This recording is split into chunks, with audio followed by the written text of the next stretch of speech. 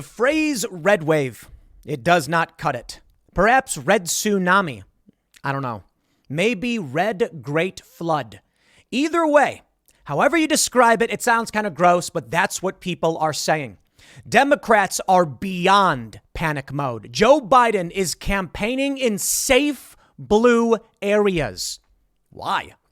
Why send a Democrat to an area that you expect to win? Unless, of course, you don't expect to win. The Democrats believe it. They know it. Now, I'm not going to sit here and tell you it's guaranteed. You need to be going out and voting. We are seeing massive turnout in some areas in the early vote. And that says good things for Democrats are coming their way, at least as it pertains to the polls.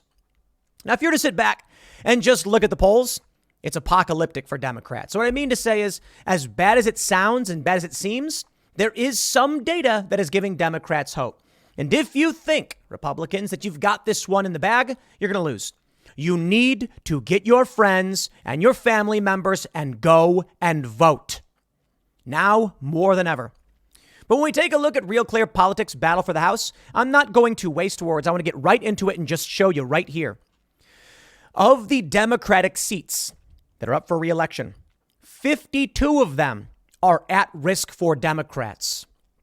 Of the Republican seats that are up, only 28 are at risk. That's fascinating. Now, of course, the Democratic seats have their safe blue. They're not showing it. Republicans have their safe red. But there's leans GOP, 24 seats of Republican seats and 4 toss-ups. Among the Democratic seats, 28 are toss-ups and 24 Democrat-held seats are leaning Republican. Here's what I think. Why is Joe Biden heading out to New Mexico to safe blue territory? Because the polls are shifting and it's getting worse. And I'll tell you this, I'm willing to bet in their own internal polling, they know they're going to lose. And it's going to be worse than people realize. Even Democrat pollsters are saying, it could be 255 Republican seats in the House. It could be 54 Senate seats. So, of course, what are Democrats doing? They're telling us we're in a civil war, that it's white men to blame, and this is the end of democracy. Now, kid you not, even Bill Maher, of all people, I love this one, coming out and saying what happened with Nancy Pelosi is the cold civil war, and it's getting worse, and we're going to see more of it. Funny. I remember a couple of years ago, 2 years ago, when Bill Maher said there can't be another civil war. The Mason-Dixon line would run through our city streets, through our bedrooms. Yeah, okay, Bill. And you know what he does? He says it's the right there to blame. This is the lie, the big lie. Because it was the 5/29 insurrection where they broke down the barricades in front of the White House, forced the president into a bunker, set fire to a guard post, and set fire to St. John's Church. I'm not going to pretend that one side has a monopoly on escalation or conflict or anything like that. Certainly, there are people on the right who are saying we've had enough and we won't stand for what the Democrats are pushing. But here's the truth. The Democrats, their policy positions are extremely unpopular. Bail reform has led to rampant crime. People are pissed off. Shutting down Keystone and fracking, it's made gas go through the roof. And then going and begging the Saudis for oil, it's pathetic. Meanwhile, Democrats are coming out and campaigning on January 6th. Civil war? People aren't thinking about this. I know we politicos may talk about this. I may talk about it. Regular people are simply saying, excuse me, sir, why is my gas so expensive? So Joe Biden, he's heading out to safe blue seats. I find that absolutely fascinating. It is a sign that the worst is yet to come for Democrats. And let me tell you, out in Florida, it's looking like Miami-Dade is going Republican. Now, this is beyond apocalyptic for Democrats. An urban center turning Republican is unthinkable. But hey, man, I saw what happened in the UK. I'm not entirely convinced if Republicans win, anything good will happen. So let's talk about the news. But before we get started, special announcement today. Ladies and gentlemen, head over to losingmymind.com to pre-save the new song by me. It's called Genocide, Losing My Mind. We have a spicy music video dropping tomorrow at 9 a.m.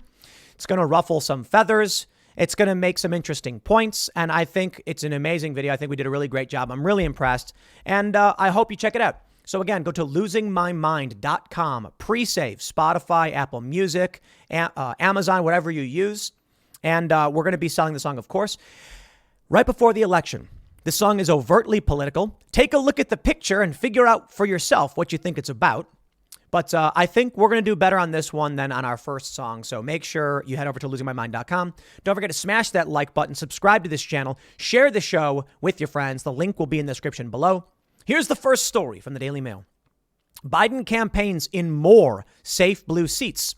President heads to New Mexico to stump for Democratic governor while Republicans gain momentum in crucial races, including Pennsylvania. In fact, in New Hampshire, they are now projecting Bolduc will win over at Real Clear Politics. A bold claim, but y'all better get out and vote.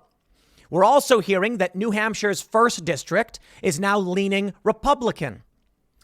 We'll go through all that stuff, but the Democrats seem to be abandoning many of these areas where it's a toss-up, and they're trying to protect what little they have. They're going to areas that are already Democrat. Incredible.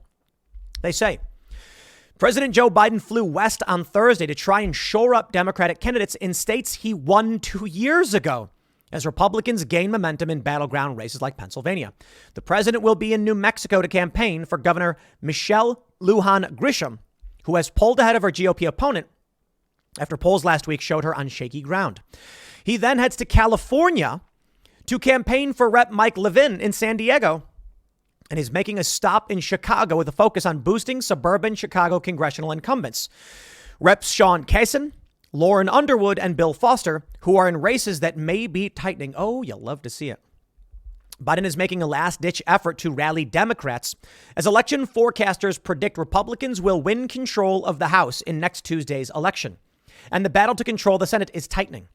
But most Democratic candidates have held the president at arm's length amid worries his low approval ratings and voter anger over his stewardship of the economy could bounce back on them. Man, that's brutal. The White House insists the president is traveling around the country, and Press Secretary Karine Jean-Pierre on Thursday argued his message, which is beyond where he's speaking. When the president speaks, it is covered widely and broadly, she told reporters. In Pennsylvania, a crucial state, Republican nominee Dr. Mehmet Oz has, for the first time, surpassed John Fetterman in polling. The 2-point gap, 48 to 46, shows steady improvement for Oz, whose support from likely Pennsylvanian voters has increased by 5 points since September. Fetterman's injured, man. He can't talk. What are you going to do? Biden will be in Philadelphia on Saturday, along with Barack Obama, to campaign for Fetterman. But the president won't be appearing in other states with close contests, including Nevada and Georgia. Nevada Senator Catherine Cortez Masto is in a neck-and-neck race fighting for her political life. Obama came to the state on Tuesday to try and rally Democrats her way. The Georgia Senate race is also a nail-biter, but neither incumbent Democrat Raphael Warnock nor Republican nominee Herschel Walker are polling above 50%. State law mandates that candidates must receive a majority of the vote in order to win an election. If no one does so, the top two finishers advance to a runoff. With the Senate currently sitting at 50-50 and Vice President Kamala Harris providing the tie-breaking vote, any race could decide which party is in the majority next year. In Georgia, maybe this is why they're projecting Republicans win. It goes to a runoff. Libertarians mostly bail out and just say Republican, I guess. I mean, we'll see. The Democrats overwhelmingly are the authoritarian party. Don't get me wrong, Republicans are too, and libertarians aren't the biggest fans of Republicans. But most people who are Republican would be like, if I have to choose, if I had to, I guess I'll take a America First Republican over a Democrat. The president's party typically faces significant losses during midterm elections since 1934. Yada, yada, yada. You get the point. So here's where we are. The post-millennial, reacting to Biden's speech. A presidential historian tells MSNBC that we could be 6 days away from losing our rule of law and that we are on the edge of a brutal authoritarian system where children will be arrested and conceivably killed. What? Michael, we spoke the last time the president gave address about democracy. Tell us the truth, Chris Hayes. What's happening? How unprecedented it is.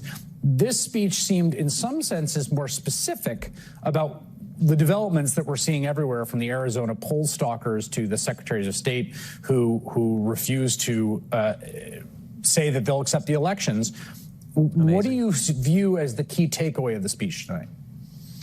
Well, he was absolutely candid and he was absolutely right because, as you know, Chris, 6 nights from now, we could all be discussing violence all over this country. There are signs that that may happen, may God forbid. Why? That losers will be declared winners by fraudulent election officers or Secretary of State candidates or governors or state legislatures.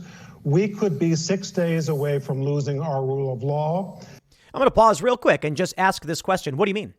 The polls are showing Republicans are going to win. So who would be the loser being declared the winner?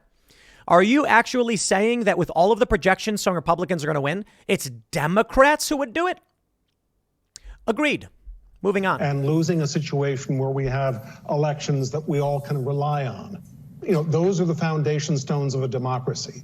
So if Biden had gone on the air tonight and said, biggest thing we have to worry about is, marginal tax rate or something like that, well, it is important. But what significant presidents do, I think you'll agree, we both write history, you and I. 1860, Lincoln didn't say biggest issue is land grant colleges, although he felt strongly. He said the country can't survive half slave or half free. 1940, Franklin Roosevelt didn't say, the biggest thing I'm worried about is foreign policy. I'm going to pause there real quick and just address some of this. I can't speak to every quote ever made by Lincoln, but I can tell you he campaigned on not abolishing slavery, saying that he would seek to stop its expansion. And I'm not a historian, but what I did read, I was reading some historical academic articles. They said that Abraham Lincoln didn't want slavery to expand outside of the states it already existed in. And one of the principal concerns was that new industry could not compete with companies that had access to massive slave labor. That is, if you want to develop new areas with cities and towns, you need to build an economy. That means you need workers who make money and trade with each other. But if plantations were able to go in, it would be bad economically. I'm not going to get into all of that, but let's keep watching. Farm policy was important to him, but what he did say was, never before since Jamestown and Plymouth Rock has America been in such danger. Joe Biden is saying the same thing tonight. And a historian 50 years from now, if historians are allowed to write in this country, and if there are still free publishing houses and a free press, which I'm not certain of, but if that is true, a historian will say what was at stake tonight and this week was the fact whether we will be a democracy in the future, whether our children will be arrested and conceivably killed. We're on the edge of a brutal authoritarian system, and it could be a week away. And I think he's talking about Democrats, because any honest person who's assessed what's been going on in this country would not conclude that Donald Trump, who did not intervene in the 529 insurrection, who's going to conclude that he's the guy to send out the military and launch an authoritarian regime? It's Democrats that have been weaponizing the DOJ, arresting pro-life activists and ignoring the illegal actions of protesters outside of judges' homes. So you're wondering who's censoring and shutting down media and information? It's not been the Republicans. They don't have control of these institutions. And now we are learning it's in fact under the Democrats, particularly in the past 2 years, we have seen the DHS begin colluding with big tech to suppress and manipulate information. Now, don't get me wrong. Donald Trump's the one who signed CISA, creating that organization. So it could go either way. And I got to be honest. I don't think it would be Trump, but who would turn down such power? I'm not sure anybody would. I look at Donald Trump. What did he do? He hired a bunch of swamp monsters. He tried to get rid of some of them. He didn't invoke the Insurrection Act to shut down the insurrection that occurred across this country from Black Lives Matter and Antifa. So I'm not convinced Trump is the strongman they say he is. I think the establishment uniparty is more than anything. Here we go. Who's going to start it? California professor and ex-CIA staffer claims that Christian white men are primed to start a civil war in America because they were once dominant and are in decline, and blames the right for the spike, in violent extremism. I think the lady's unhinged. And the reason is, you take a look at the 529 insurrection and what do you see? The far left was terrorizing this country and continues to do so. You don't see people in major cities putting up American flags, crossing their fingers and hoping that violent MAGA extremists will spare their store. No, it's when you go to Berkeley or Oakland in San Francisco, do you see the signs in windows saying, please spare our store? It was during the 529 insurrection across this country that people spray painted boards over their windows that said, please, we're a small business, spare us. They weren't scared of MAGA Republicans. Here's the reality. What this woman is saying, because she is a psychopath, I believe she is an evil individual who is seeking to subvert this country, is that while you have a growing eclectic Republican Party with more Latinos and more young black individuals voting Republican by the day, that it's actually the white men are going to cause the problem. Maybe. I mean, the reality is it's not Christian white men, but Antifa is mostly white males. And they're smashing up windows and starting fights. And then as that goes on and they ignore it and act like it's not happening, smiling and smirking and laughing in your face, if you dare to protect yourself, they accuse you of being the aggressor. I'll give you an example. Jack Posobiec was standing out in the middle of the street. Literally not in the middle of the street. He was out in public. And he got hit by some Antifa. Fortunately, police officers saw it happen. But some young fat woman said, I didn't see anything. Nothing happened. With a smug smile on her face, nothing happened. But the police did, so her lying was meaningless. But take a look at a person that would do that. A person like this California professor. Barbara F. Walter, I think, is right. A civil war may be coming. And it's possible that, Christian white men may be those take first action that you could describe as a civil war. Perhaps. I don't know. I'm not a professor. But how do you ignore Antifa extremism, violence and terrorism, and then argue it was someone else that started the war? Sorry. If at this point a war were to break out, I'd say it's the left, the weaponization of the DOJ, arresting pro-life activists. But these people are nuts. You've even got Bill Maher. We'll play a little bit of this. I'm not going to play the full video, but I want you to hear what Bill Maher had to say. Is the right-wing violent rhetoric that is the context for this terrible attack on the Speaker Pelosi's husband, her home, and was targeting her. What violent right-wing rhetoric? Is Ben Shapiro issuing secret communiques that I'm not hearing? Is Steven Crowder coming out and rallying people to get armed? Okay, well, actually, Steven Crowder does advocate for the Second Amendment, but not to engage in any kinds of violence against other people. Where are these messages of violence? I know you care about free speech. So do I. I actually view it as no practice First Amendment law for Floyd Abrams. But there's no free speech right to incitement. No. Do you think that well, we still have to follow the facts. We don't have all the facts yet about this defendant. Do you think the wider violent rhetoric, especially on the right, is contributing to all this? Of course. I think we're in a cold civil war. What violent rhetoric? What? Do you mean like small nonsense accounts? Because I'll tell you, no problem. I got an issue with them too. But if we're talking about prominent left-wing voices who advocated for the death of the Covington Catholic students, if we're talking about the people who advocated to go out and punch people, smash windows, and engage in violence, if you're talking about Antifa that routinely organizes illegal activities and incitement on Twitter and never gets banned, sure, we got a problem with violent rhetoric. But where are the prominent conservative voices doing any of that? Sorry, not around. In this country. I mean, people keep talking about civil war. There's an awful lot of people who will tell a pollster they think it's going to come. Some seem eager for it, which I keep saying, so you want to kill other Americans? Is that really where you're at? And some people are. He's right. And other people ask, I've asked, what is the next civil war we're going to have look like? And of course, it's not going to look like the last one because it's not like we're neatly on two sides of a border that with armies that are going to fight each other. It's going to look like this. It's going to look like attacks on different people.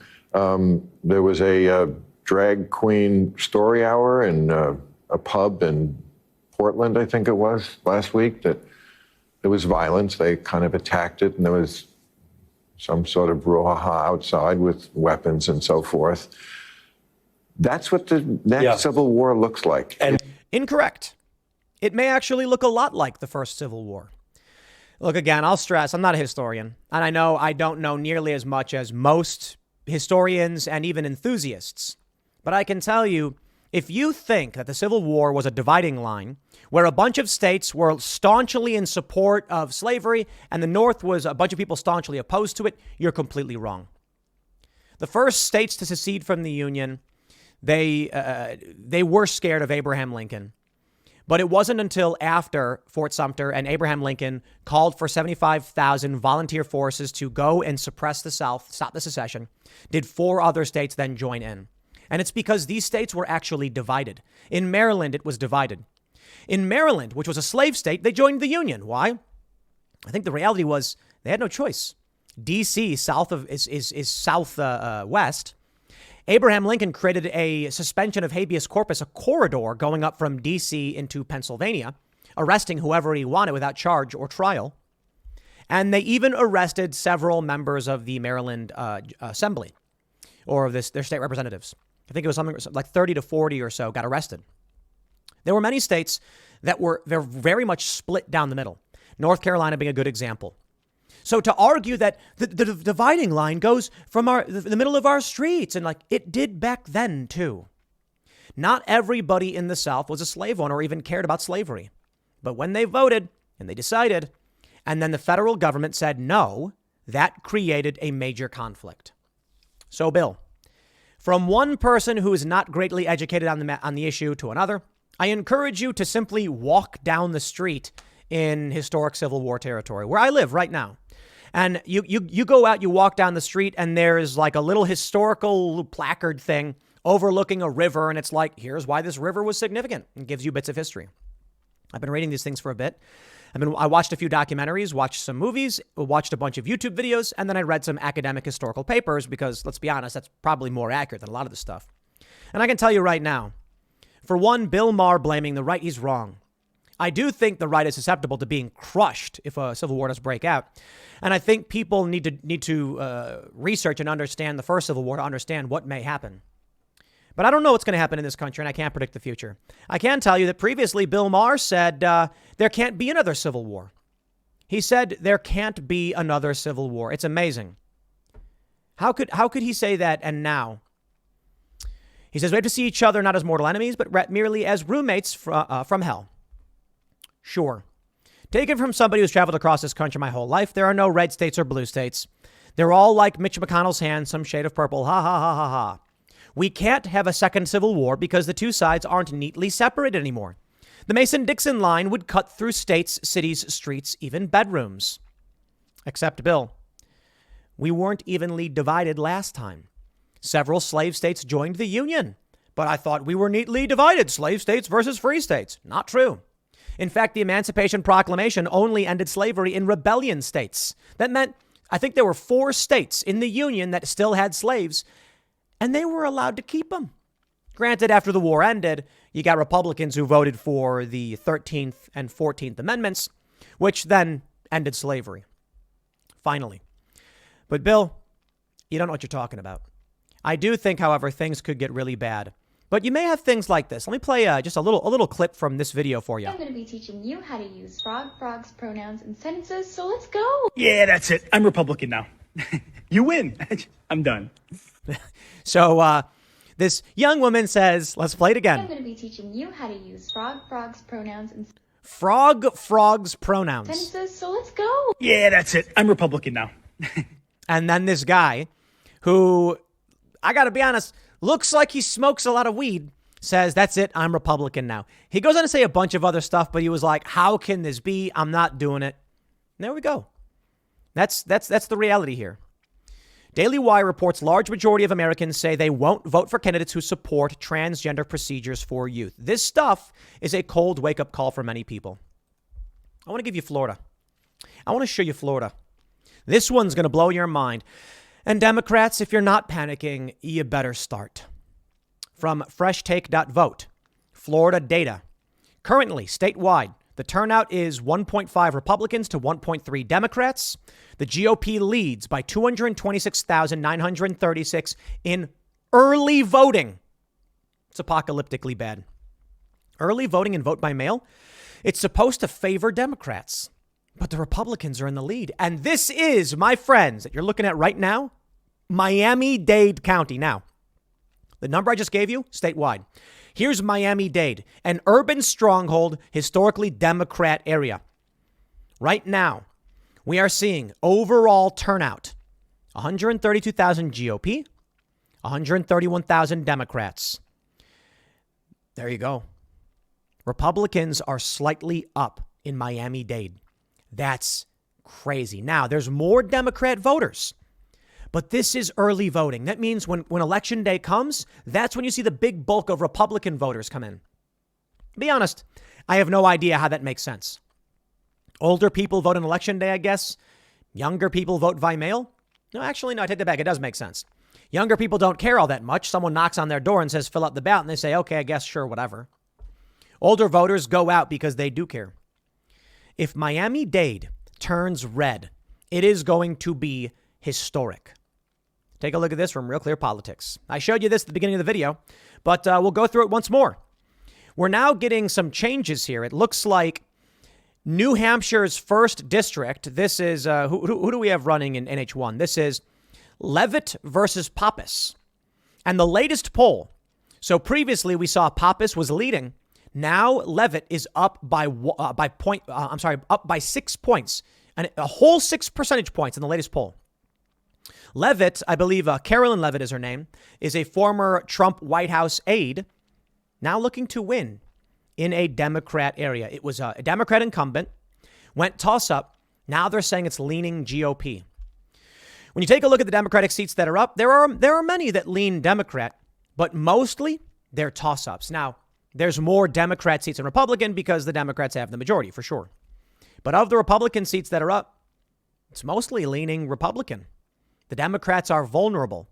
And some projections suggest it could actually be 255 seats for Republicans. Now, hey, don't count your chickens before they hatch. You think 255 is nuts? Go out and vote. You think 255 is nuts? Go out and vote and push it to 266, 270. You know what? Just do the whole thing. All of it. 535 Republican. Okay, I get it. You're not going to win in some places. Fine. It's never going to be that crazy. But right now, they're actually saying, Real Clear Politics projection, 54 Republican seats. To me, that's kind of crazy. I don't know if I can believe that, but I'm pretty sure Predict It is saying exactly that. Right now, I'm sorry, they're saying 53. Predict It thinks New Hampshire will go Democrat, but the prediction market is leaning towards 53 Republican seats. Now, that's crazy, man. That'll get interesting. Looking at the Real Clear Politics House map. New Mexico. Here we go. We've got 2 districts in New Mexico. New Mexico's first and third are leaning Democrat. But what did we see in 2020? In 2020, the toss-ups all went Republican, most of them. The lean Democrats ended up being slightly Republican. And then even some safe Democrat seats flipped and turned red. The Democrats were still able to maintain a slight majority. But if Joe Biden's heading to New Mexico, they got to be worried about something. The governor projection has 31 states with Republican governors, a net gain of 3, 5 pickups and 2 losses. I don't think it's fair to say Maryland is a pickup because, come on, they got a Republican governor, but spare me. Massachusetts, come on. In New Mexico, Grisham right now is up 4 points. That's an aggregate, though. The latest polls have Grisham up 2. If the polls are wrong, and they likely are, it explains why Joe Biden is desperately going to safe blue areas. They know. The polls show a +2, but if the polls are off by 7, it's Republican +5. They've always been skewed, the pollsters, the polls. So we'll see. I think this one's going to get pretty interesting. Over in Pennsylvania, they're projecting that Dr. Oz will win. In the past couple of weeks, Oz has taken the lead, and the last poll shows he's up 3 points. Decision Desk says that Dr. Oz is favored to win, and it's only in the past day or so that Oz actually overtook Fetterman in the spread. It's going to be crazy, my friends, but I hope you're ready. Daily Mail reports Oz takes the lead over Fetterman by 2 points with 5 days to go. Democrats' support begins to slow after debate performance, with GOP surging in momentum nationwide and heading towards a red wave. Mehmet Oz, for the first time, surpassed Fetterman. We see this. We can see the new poll. This is from Emerson, with Mehmet Oz up 2 points. Makes sense to me. You want to know why they're going to lose? For a variety of reasons. They're campaigning on stupid issues, but here's one I love from The Atlantic. Democrats keep falling for superstar losers. There's never been a better time to lose an election. And there's a picture of Stacey Abrams and Beto O'Rourke. Two really awful, duplicitous individuals, in my opinion. Stacey Abrams, an election denier, and Beto O'Rourke says, heck yeah, we're going to take your AR-15s. Yo, God, so stupid. We're going to take your guns, man. Okay, Beto. He said, you're going to take people's AR-15s. Bro, you have no idea what you're talking about. It's looking like a cultural shift is in front of us. If you go out and vote, and you get your friends to vote, and if every single person who watches this brings friends to go vote, here's what could happen. If Republicans really do win as big as they're saying, and they might not, let's operate under the assumptions Republicans do well. And again, Democrats may actually win. I'm telling you, they're already saying in Pennsylvania, you got to wait 2 days before you know what happened. If the projections are actually correct and you all go out and vote in force, it could cause such lasting damage to the Democratic Party, no one runs under their banner ever again. Now, that would be bold. It would require every single Republican to vote, every single independent who leans GOP to vote. Maximum turnout. But just think about how amazing that would be. The Democrats campaigning on no limit abortion and child sex changes, shutting down Keystone and jacking up the price of gas, lose. And they lose so badly, Republicans win a supermajority. And then in 2024, Republicans win again. At that point, people are going to say, the Democratic Party is a thing of the past.